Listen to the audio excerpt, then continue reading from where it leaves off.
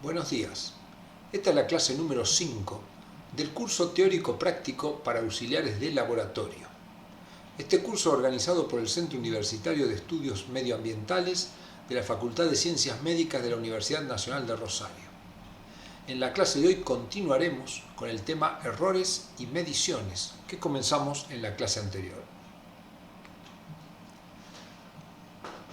Hemos definido en la clase anterior el proceso de medición y acá veremos una repetición de los temas desarrollados.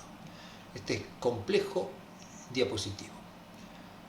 La medición consiste en obtener un valor desconocido de una determinada propiedad de lo que llamamos muestra. Una muestra es algo que queremos medir. Por ejemplo, queremos conocer el valor de una determinada propiedad, por ejemplo, la longitud. Esa longitud tiene un valor real que es desconocido, no sabemos cuánto es. Nosotros queremos asignarle un número. Para ello disponemos de un patrón, que es un objeto, al cual le hemos asignado arbitrariamente una dimensión. Por ejemplo, este patrón es un patrón de 1 metro. En el proceso de medición intervienen varias partes. Una parte extremadamente importante es el operador, que consta también de un instrumento habitualmente para la medición. El proceso de medición consiste en contrastar la propiedad que nosotros queremos medir con el patrón. Por ejemplo, en este caso, contrastamos con el patrón y aproximadamente entran 4 veces. Cuando hacemos una medición, siempre la medimos 2 veces. Por eso tendremos un valor 1, que por ejemplo le asignamos 4,1 metros, porque quizás en el primer contraste nos pareció que era 4,1, y cuando lo medimos nuevamente en la longitud, al que le asignamos longitud 2, nos dio 3,9. Por lo tanto decimos que la longitud es el promedio de estos dos valores, o sea, 4 metros.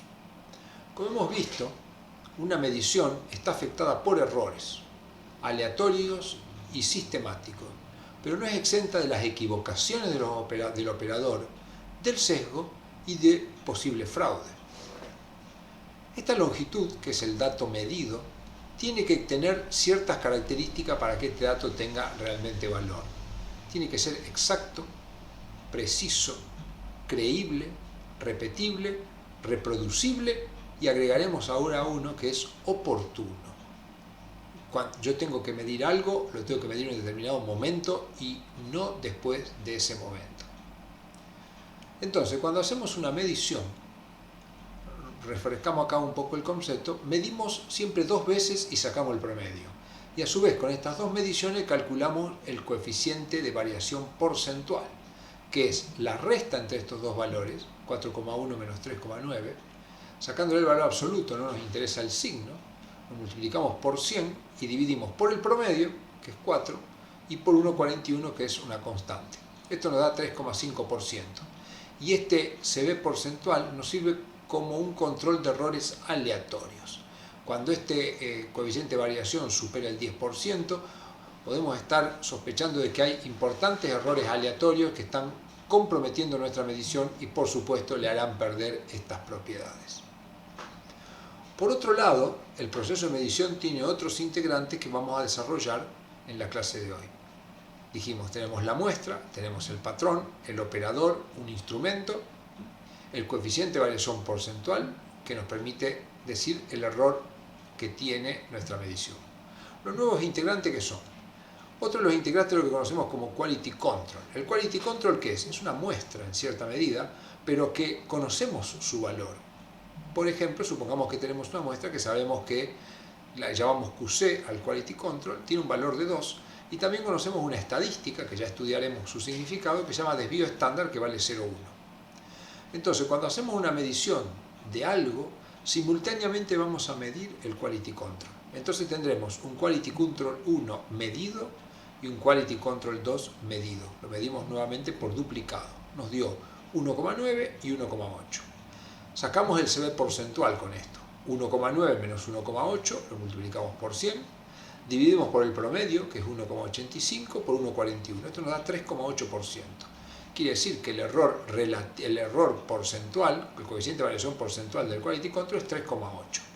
Es razonable que nos dé valores similares a los que estamos ocasionando a la medida de la muestra. Y también con los valores que hemos medido vamos a calcular las unidades de bioestándar. Las unidades de bioestándar, ¿cómo se calcula? Es el valor promedio, 1,85 menos 2, que es el valor real, sobre 0,1, que es el de bioestándar. Esto nos da menos 1,5 y esto nos sirve para controlar los errores sistemáticos.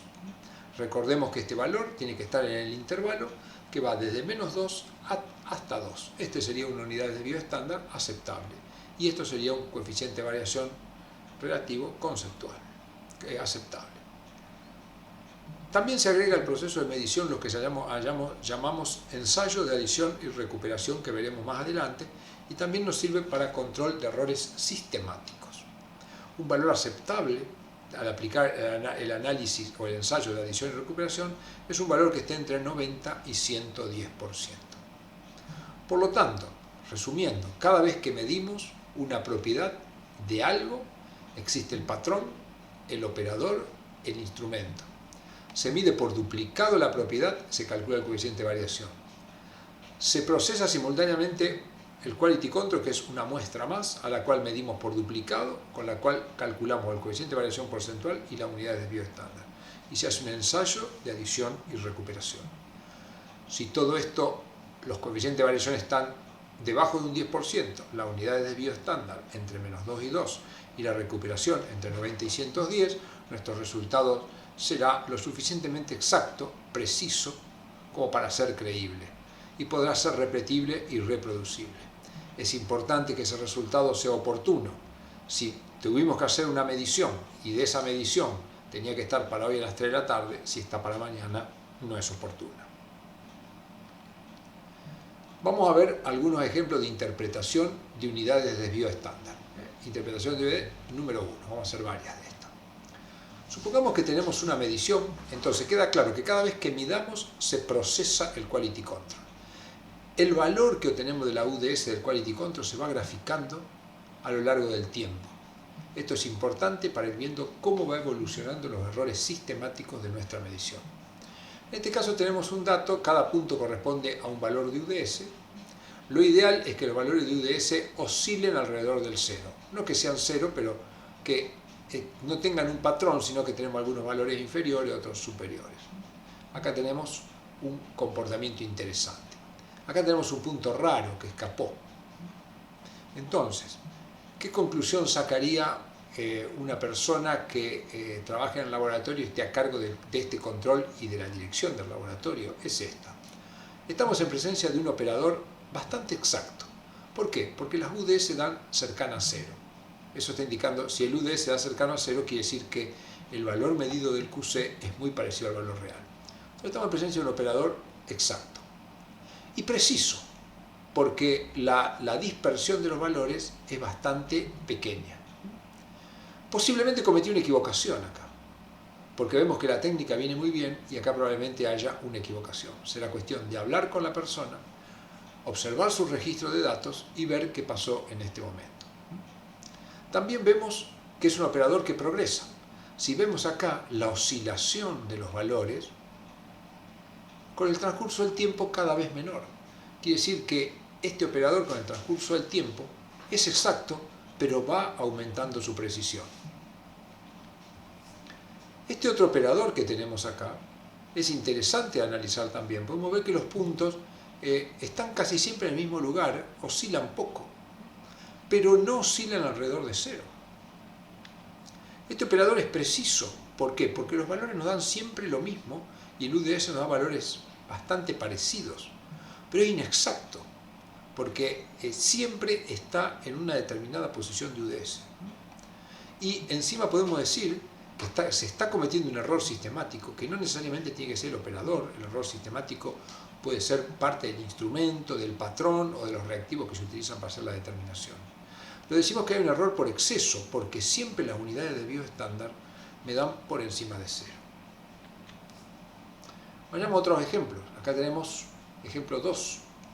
Acá tenemos un operador que estos son los valores del UDS, que viene con un buen patrón, oscilando alrededor de 0. Es exacto, porque oscila alrededor de 0, y es relativamente preciso. Pero vemos que a partir de acá empieza a ocurrir algo. ¿Qué perdió? Perdió precisión, porque los valores siguen oscilando alrededor de 0, pero ya con mucho más oscilación. Entonces acá tenemos un problema de un operador que viene trabajando bien y acá hay un problema. Puede ser un problema personal, el instrumento o algo, pero esto nos va a indicar, tenemos que abrir los ojos y decir, bueno, acá, ¿qué está ocurriendo? Entonces tenemos un operador exacto, pero impreciso, especialmente en esta parte. Acá no podemos anticipar un error sistemático, sino que lo que vemos acá es que hay un error aleatorio que se ha sumado porque los UDS nos dan valores muy positivos, muy negativos y escapándose del rango aceptable. Acá tenemos otro operador que podríamos decir viene trabajando bien. Los UDS oscilan alrededor de 0, pero de repente empiezan a ser negativos y cada vez negativos y se escapan. Entonces en este caso, ¿qué decimos? Estamos en presencia de un operador exacto y preciso, al menos hasta acá, pero hay la aparición de un error sistemático por defecto que cada vez mide menos. Bueno, todas estas presentaciones que yo muestro son cosas habituales de todos los días en el laboratorio y la observación de las tablas de UDS permite detectar si estamos en presencia de errores aleatorios, errores sistemáticos, equivocaciones u otro tipo de acciones que pueden alterar el resultado. Vayamos a la interpretación del UDS y del CB. Cuando se procesa el Quality Control, como dijimos, calculamos el CB y el UDS. En caso vamos a tener un operario 1, en realidad siempre cuando tengamos una medición vamos a tener las dos gráficas. Por supuesto, y otras gráficas más. Habitualmente son alrededor de 6 gráficas que analizamos para cada medición. Un operario 1. Este operario 1 es el que ya analizamos hoy. Es bastante exacto porque oscila cerca de 0 y es bastante preciso porque lo que oscila es poco. Inclusive a lo largo del tiempo vemos que mejora su precisión manteniendo la exactitud. Y sabemos que hay un día que cometió una equivocación. Al menos se equivocó con el QC, no sabemos si se equivocó con las muestras. Si vemos los coeficientes de variación de las mismas determinaciones, vemos que todos están debajo del 10%. Entonces, podemos decir, este operador está muy bien y conservémoslo y alentémoslo a tratar de ser cada día mejor. Vayamos al operario 2. El operario 2, cuando analizamos los UDS, lo que vemos a lo largo del tiempo es que es bastante preciso porque oscila valores arriba y abajo más o menos en la misma posición. Inclusive hasta uno podría decir, se pone cada vez más preciso porque oscila menos, pero es un operador poco exacto. Como podemos ver, está siempre por debajo de 0, por lo tanto, siempre está midiendo de una manera precisa, pero inexacta, cometiendo un error por defecto, es decir, midiendo valores menores que lo que realmente tiene. Sin embargo, su coeficiente de variación es bueno, diciendo que, como ratifica esto, que la precisión es buena. Pero da que pensar, ¿no es cierto? No podemos dejar que esto siga así porque el valor que se está indicando tiene un error por defecto y esto ya vamos a ver más adelante cómo puede repercutir. Vayamos a un operario 3. Este operario, acá tenemos las UDS, podemos ver que oscilan siempre en el mismo sitio, sin embargo la oscilación está prácticamente arriba del valor 2, por lo cual decimos que está cometiendo un error por exceso y lo mantiene a lo largo de todo su trabajo. Inclusive casi ninguna medición es aceptable por los valores de UDS tan grandes. Cuando vamos al coeficiente de variación, rara vez su coeficiente de variación está debajo del 10%, la mayoría de las veces no lo está. Esto no es aprobado para nada, esto es una medición que tiene que ser intervenida por las personas que están a cargo de los controles de calidad y ver qué es lo que está pasando. Por supuesto que no necesariamente es la culpa del operador, pero el operador al ver esto tiene que darse cuenta y hablar con su superior y decirle, acá viene algo mal, ayúdenme porque en esto estoy informando los resultados inadecuados. En base a lo que vimos anteriores, vamos a refrescar y reforzar un poco el concepto de errores por exceso y errores por defecto. Se llama error por exceso cuando damos un valor mayor que el real. No lo podemos saber para cada muestra, por supuesto, porque no sabemos el valor real, pero sí lo podemos saber para el Quality Control. Entonces el error por exceso o por defecto se estima en base al valor del Quality Control. Y se estima en base a las UDS, como venimos diciendo. Si el valor de UDS es superior a 0 de manera sistemática, estamos cometiendo un error por exceso. Y entonces eso lo veremos en las gráficas de esta manera, donde la mayoría de los puntos o todos los puntos del UDS están por encima de 0. Ahora, si nosotros vamos viendo esto que ocurre en el laboratorio, obviamente quienes estén a cargo de la responsabilidad de generar un resultado preciso, exacto, creíble, repetible, reproducible y oportuno, intervendrán. Y no intervendrán acá, probablemente ya abran el ojo cuando tuve 3 mediciones e intervengan cuando haya 5. Pero para verlo con claridad, intervenimos acá. ¿Qué es intervenir? Bueno, hablar con el operario, preguntar qué hace, revisar los instrumentos, revisar todo y luego volver a medir. Hacemos la intervención y volvemos a medir. Si luego de la intervención, de ahí los UDS se acomodan de esta manera, entonces decimos, perfecto, encontramos cuál era el problema y lo bueno, seguramente encontramos cuál era y quedará registrado y servirá de experiencia para la próxima vez. Vayamos a una situación 2. Tenemos este problema, otra vez un error por exceso, esto fue detectado, intervenimos. Después de la intervención obtenemos esto. Uno dice, cáspitas, acá hay algo mal, porque está bien, empieza a oscilar alrededor de 0, es como que le corregimos el error por exceso, ahora no tenemos más error por exceso, pero perdimos precisión. Antes acá los valores oscilaban entre 0 y 2, y ahora de menos 2 a 2, o sea, oscilan 4 veces.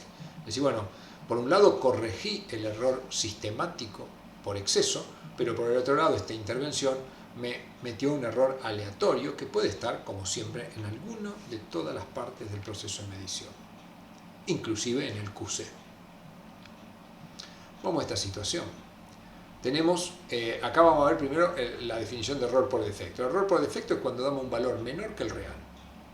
No lo podemos saber para cada muestra, pero sí lo podemos saber para el QC. Se estima por el valor de UDS y cuando el UDS da inferior a 0, de manera sistemática tenemos un error por defecto. Estamos midiendo menos que el valor real. Entonces, cuando esto ocurre, y mucho antes que llegue acá, se intervendrá. ¿Qué quiere decir que se intervendrá? Se revisa todo, a ver qué es lo que está pasando, se presencia, se habla, se discute, se torna un tema de importancia para el laboratorio. Intervenimos y cuando hacemos la intervención ocurre esto. ¿Qué opina? Perfecto, hemos encontrado el error sistemático que produce un defecto y lo hemos encarrilado. Entonces, este es el mecanismo para encarrilar las mediciones. Si nosotros seguimos acá, ya vamos a ver la catástrofe que podemos ocasionar. Consecuencia de errores por defecto y por exceso. Pongo 2 ejemplos simplemente como para tener una orientación. La Organización Mundial de la Salud establece como límite máximo permitido para el agua de consumo 1,5 partes por millón de fluoruro. Valores mayores pueden producir una patología, fluorosis, en grados variables. O sea, la Organización Mundial de la Salud establece que el agua no tiene que tener más de 1,5. Si una muestra que yo estoy analizando en el laboratorio tuviera un valor real de 1,8, que yo no lo conozco, y la mido, pero con un error por defecto, podría ser, por ejemplo, que en el informe yo diga que tiene 1,3. Si tiene 1,3, las personas que dirán, bueno, tiene menos de 1,5, la puedo seguir consumiendo. Sin embargo, estas personas seguirán tomando agua, con la cual se están envenenando y contraerán fluorosis. Así que cometer un error por defecto, como puede ver, puede ocasionar enfermedades porque nada se cambie dado que mi medición es errónea. Pero podríamos tener el caso contrario. Supongamos que una muestra, el valor real fuera 0,8. Esta agua se podría consumir tranquilamente porque si está por debajo de 1,5 se puede medir, se puede consumir. Pero supongamos que yo la mido con un error por exceso y cuando envío el informe dice que tiene 1,9. Si tiene 1,9, la persona que recibe el informe o la institución va a decir, no, esta agua no se puede consumir. Entonces las personas dejarían de tomar el agua y posiblemente comiencen a comprar agua envasada o el gobierno invierta en plantas de ósmosis inversa sin necesidad. Llevaría a gastos innecesarios que seguramente saldrán de otros sitios del sistema de salud. O sea que en definitiva también un error por defecto va a actuar sobre los sistemas de salud e higiene, produciendo daño en el sistema y de manera directa o indirecta en la salud de las personas. Puede morir gente por errores por exceso y por defecto. De allí la importancia de que haya tantos controles de calidad a la hora de medición. Esto es exactamente igual a lo que pasa con un médico cuando hace mediciones. Si yo mido la presión sanguínea y tengo un aparato descalibrado y la persona a lo mejor tenía 120/80 con lo cual esa persona no necesitaba medicación, y mi aparato estaba descalibrado, produciendo un error sistemático por exceso, y yo le mido y me da 190, 120, a esa persona la voy a empezar a medicar. Y entonces va a estar haciendo gastos innecesarios, pero encima va a estar incorporando fármacos que siempre tienen efectos adversos. Por lo contrario, si mi estetoscopio, si mi tensiómetro midiera valores por defecto, una persona a lo mejor hipertensa con 160 que tendría que estar medicada, viene, yo la mido y me da 110, 70, digo que bien que está, a pesar de la edad que tiene, se lo ve muy bien, vaya tranquilo, esa persona probablemente pueda morir de un accidente cerebrovascular por la presión alta que tiene, que yo no lo mediqué porque creí que su valor era bajo. Muy bien. Bueno, retomemos, veamos algunos ejemplos entonces de mediciones. Es decir, ¿cómo procedemos en el laboratorio? Supongamos que tenemos dos muestras. O sea, hoy entraron al laboratorio dos muestras que llamamos M1 y M2, en las que decido medir la concentración de arsénico. Además, debo tener un QC, cuya media, por ejemplo, es 50 partes por billón, y su debido estándar es 2. Y tengo un patrón de medida, que es una curva de calibración, que veremos más adelante. Y realizaré un análisis de adición y recuperación. Entonces yo voy a tener, cuando mida, voy a tener las dos muestras, el QC y el análisis de recuperación. Como dijimos, a cada muestra la medimos dos veces. Me da 35 y 37, la otra me da 2 y 2, y el QC me da 52 y 50. Saco el promedio, que será el valor de la muestra. Esta muestra tiene 36 partes por billón, esta tiene 2 y esto tiene 51. Con los datos calculo los coeficientes de variación porcentual, como ya sabemos hacer, la resta entre estos dos valores, por 100 dividido el promedio de estos valores y dividido 1,41 me da 4.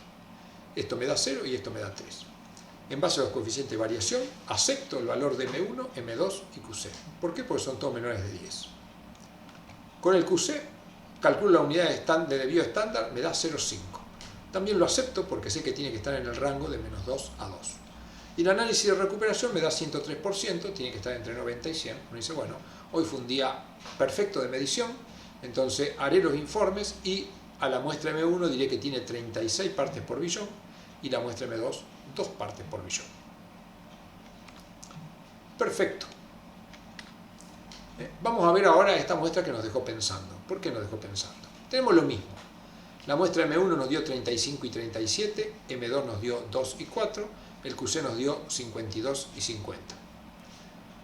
Calculamos la media, 36, 3 y 51, que usted lo puede hacer con la calculadora, y calculamos los coeficientes de variación. M1 nos dio 4, M2 nos dio 47 y el QC nos dio 3. Por los coeficientes de variación, la muestra M2 queda descartada. Esta muestra debería medirse nuevamente. ¿Por qué? Porque es mayor al 10%. Sin embargo, la otra muestra es aceptada. ¿Por qué? Porque el QC me dio 3% y 0,5, que está dentro de los valores aceptables, y la recuperación 93%. Entonces dice, bueno, ¿está perdido esto? No, no está perdido. Lo único que vamos a medir nuevamente es M2. Que ya veremos en el futuro que muchas veces aceptamos valores con coeficiente de variación muy alto, y justamente ocurre en estos casos, cuando los valores que nosotros estamos midiendo son valores muy pequeños. Si yo tengo una muestra con muy poco arsénico, ya veremos que cuando el valor medido es muy pequeño, el error es grande. Vayamos a un nuevo ejemplo que no va a funcionar. M1 nos dio 35 y 37, promedio 36, 4%. Uno dice, bueno, perfecto, esto está bien. M2 me dio 2, 2,2, promedio 2,1, 7%. Uno dice, ¿qué problema hay? ¿Por qué la carita fea? Si M1 y M2 me dieron bien. Cuando voy al QC, el QC me dio 52 y 82, me dio 32% de coeficiente de variación y 8,5 de UDS. La medición del QC no es ni exacta ni precisa, y eso me hace sospechar que tampoco habrá existido precisión y exactitud en las muestras. Aunque la recuperación me dio linda, esta medición se descarta completamente y se debe volver a hacer. Por eso el pulgar para abajo. Muy bien, vamos a ver entonces qué es el análisis de recuperación que hemos hablado. Lo vamos a explicar con otro ejemplo. Supongamos que una persona desea conocer su peso. Esa persona tendrá un valor real que es 80, pero obviamente uno nunca sabe cuál es el valor real. Lo que sabe es lo que le mide un determinado instrumento. Y a su vez esa persona todos los días lleva consigo un bolso que sabe que exactamente pesa 2 kilos porque lo ha pesado más de una vez. Entonces su peso es desconocido pero este portafolio sí sabe que pesa 2 kilos. Entonces, cuando encuentre una balanza, se va a pesar. ¿En qué consiste pesarse? En subirse a la balanza. Si la balanza anda muy bien, la balanza va a decir 80 kilogramos o en un valor muy cercano.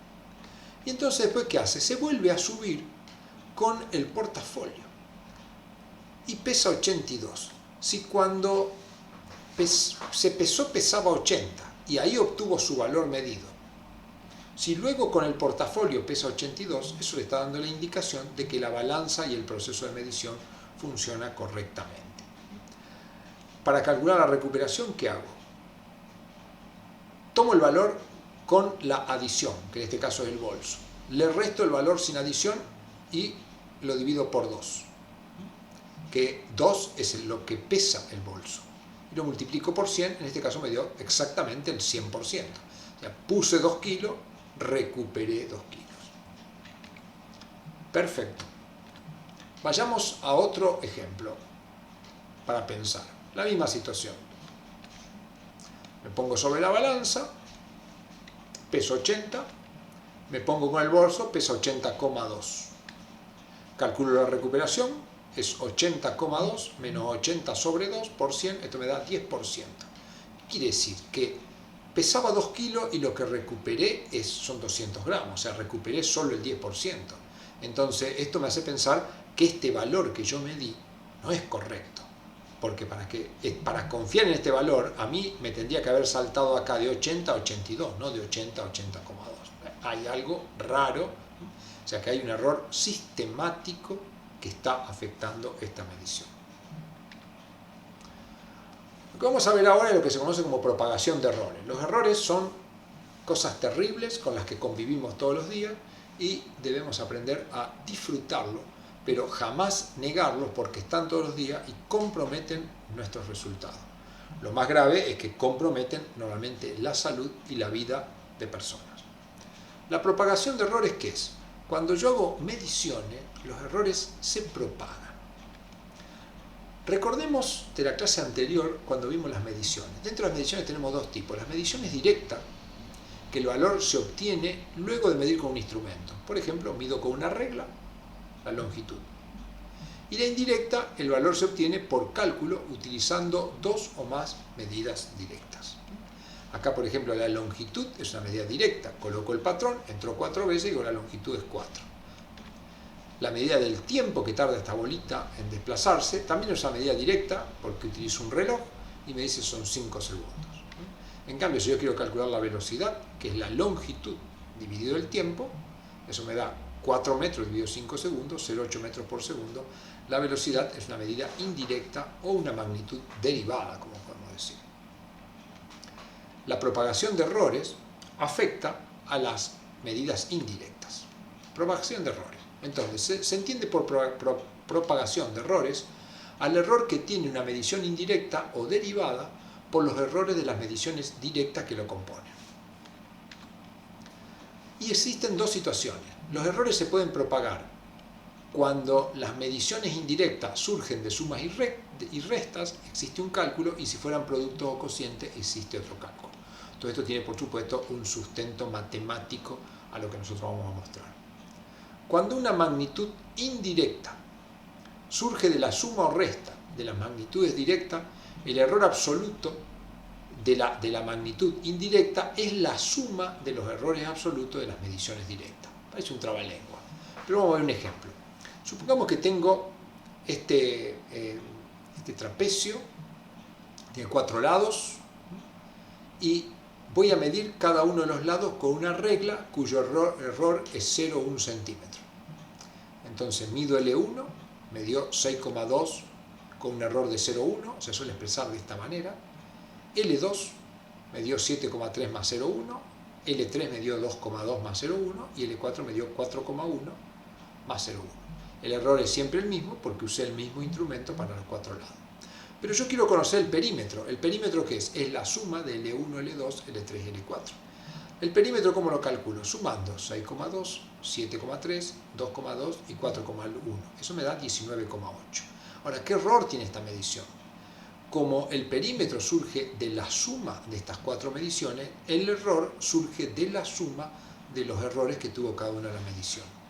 Si alguno si el perímetro tuviera, por supuesto acá son todos sumas, pero si nosotros lo tuviéramos por restas, en las restas los errores se suman, no se restan. Y así podríamos calcular el error relativo, que sería 0,4, que es el error absoluto de esta medición, por 100 dividido en 19,8, que me da un 2%. Entonces acá el error se ha propagado. Nosotros cometimos errores en las mediciones de las longitudes y se propaga a la medición del perímetro. Esto es realmente complejo a la hora de trabajar y no se debe desatender. Propagación de errores en productos y cocientes. Cuando una magnitud indirecta surge del producto o cociente de las magnitudes directas, el error relativo es la suma de los errores relativos de las mediciones directas. Otra vez parece un trabalengua, pero veámoslo. Tenemos dos mediciones, L1 y L2, son longitudes. Medimos con una regla que está milimetrada. L1 mide 1,6 más menos 0,1. L2 mide 4,3 más menos 0,1.